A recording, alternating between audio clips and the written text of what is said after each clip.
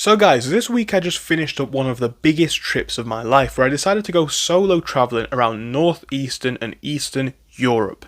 And it's been a really eye-opening experience, especially coming back here to the UK. Because one thing that I'm seeing online all the time is that Britain is so broken Britain, the country's going into decline, all these different things I'm hearing about the UK.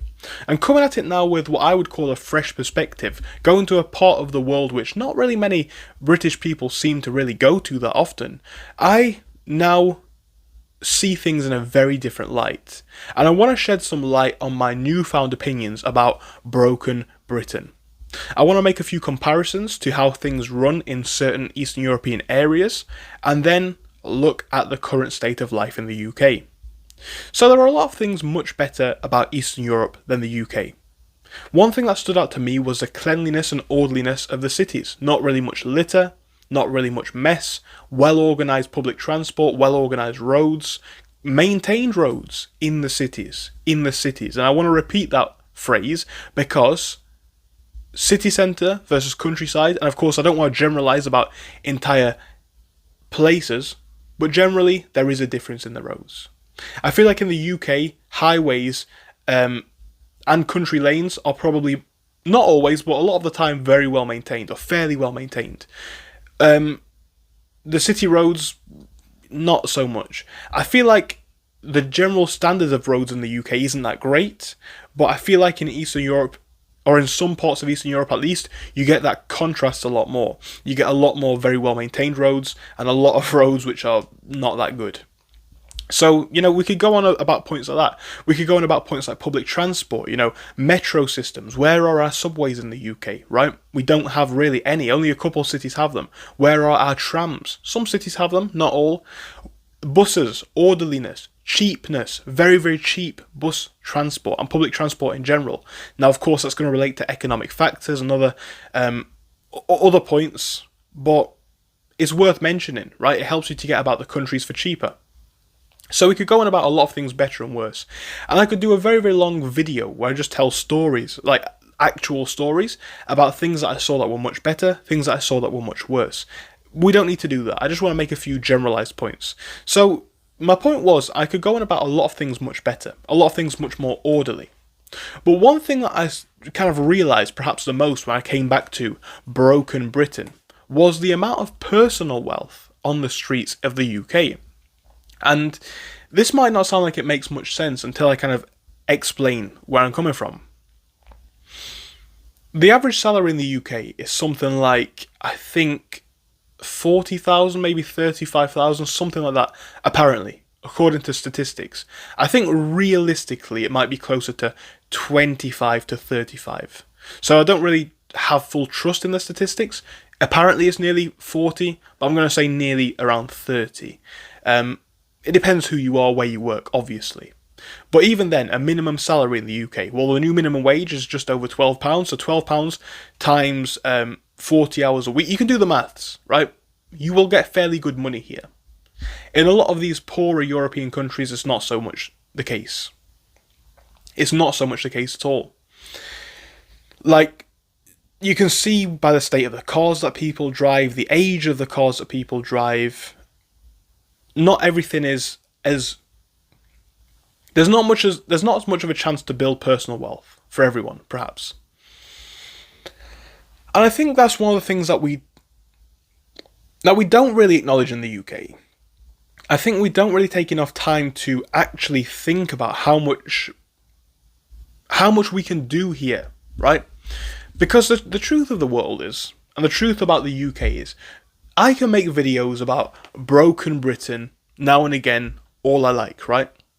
I can show you the rough parts, the broken parts, and I don't do that to necessarily just hype up the decline. I don't think that's really fun, fair, or funny. I don't appreciate that. So that's not why I do it. I do it to acknowledge the reality of our world. At the same time, just like a lot of these people on the internet do, there is a big sentiment for Britain is bad, XY place is good, right? And I'm seeing this a lot. Britain is bad, move to Thailand. Britain is bad, move to Eastern Europe. Britain is bad, move to Africa.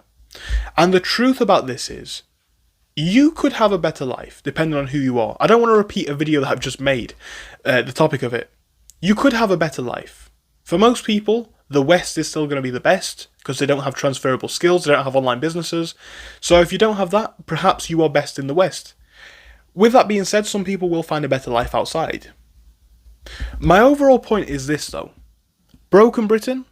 We're told about it all the time. Are a lot of systems in Britain broken? Yes. Are a lot of systems in the UK getting worse? Yes. No denying that at all. People on the internet have this big... I don't even know why. I know it's for views actually. So yeah, they've got this big incentive. That's what I'm going to call it. It's an incentive to show you the good parts of a place and the bad parts of a place depending on their narrative. And I'm not going to lie to you. I didn't film any videos, bar 2, whilst I was away. I filmed 2 videos when I was in Riga, the capital of Latvia. Very, very lovely place. Had an amazing time there as well. I didn't really film my adventures. I can only tell you through stories and things that I've seen. I could have spent a lot of time, if I wanted to, filming videos showing the great parts of X country, Y country, whatever place. But how much of that correlates to everyday life, right? Because a holiday experience or a video that you watch or a very, very short stay somewhere is not an indication of the truth. How many people go on holiday or on a solo... It's kind of stupid to even say, but this is what I did. How many people go solo backpacking around Eastern Europe or anywhere in the world in general where they don't speak the language or really know the culture and go travelling around the back streets? I'm talking 15 miles out of town, the dodgy hoods, right? For want of a better phrase. I did that. So I can tell you about the genuine sides that I saw. I'm not going to claim to know it like a resident does. I didn't live there. But I went to a lot of cities and I saw a lot of different places, good and bad. And then we start to get to the crux of the issue. UK cities are becoming more unsafe. I'm saying this based on what I see, where I live. UK cities are becoming worse, more boarded up, more homelessness, more crime. This is just the truth. I'm not saying this with any kind of narrative. I'm just telling you what I've seen in my life. Whether that's true in Europe as a whole, Eastern Europe, Western Europe, I can't say. I don't live there. But UK cities in some degree are getting worse. At the same time though, if you went on holiday to London, or even central Manchester maybe, you'd probably think it wasn't that bad. And I think this is the problem with Broken Britain, or the escape of Broken Britain. There are so, and I love using that in, quotation marks. It's not funny though. But this is the truth of it. There's so many people on the internet who will sell you the dream. And they won't tell you the fact that you need to be making X amount of money remotely to be living there. They won't tell you about the fact that this is a nice part of town where, again, it's expensive or there's other parts which are not going to be as good. No one wants to do this because it doesn't fit the online narrative. Now, I'm not going to lie. I am not going to live my life through a camera, right? I'm sure I could have probably made a bit more money filming videos, getting paid for the views. Yes, probably I could. And if I go travelling again, I might film some more videos. Who knows? What I am going to say is I'm going to actually appreciate the experiences through the lens of my eyes. And going back to the overall point for this, I can tell you a lot of stories, therefore, right? I don't have the ability to show you. But this idea that Britain is broken, this place is good, this place is good, this place is good. Sure, there are some places good, better in Europe, in, I don't know, maybe even Dubai, somewhere like that. Of course, there are some places better. Can you afford to move there though? And are they genuinely better all the time, in all the areas? Does that even matter? No, it doesn't. But then bringing that back to the point of Broken Britain, I think, or I hope at least, this is making some sense, right? Britain is broken in a lot of ways. A lot of investment is needed into people, into companies, into projects. No denying that. A lot of people can have better lives in other parts of the world. No denying that. If you think it's true, I would absolutely recommend going for it. At the same time though, we have basically sensationalised a lot of issues in the UK and played down a lot of issues of other places perhaps as well, failing to acknowledge the reality of the world that we live in, which is that nowhere is perfect.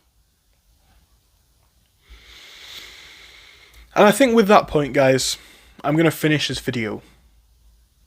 I just wanted to share some light on something that I've learned, something that I've seen. Everyone can show you their perfect holiday in the city centre or the out-of-town retreat. Everyone can tell you about that. Everyone can tell you about why life there is better. They've not done their research entirely, a lot of the time. And maybe they've done their research for them.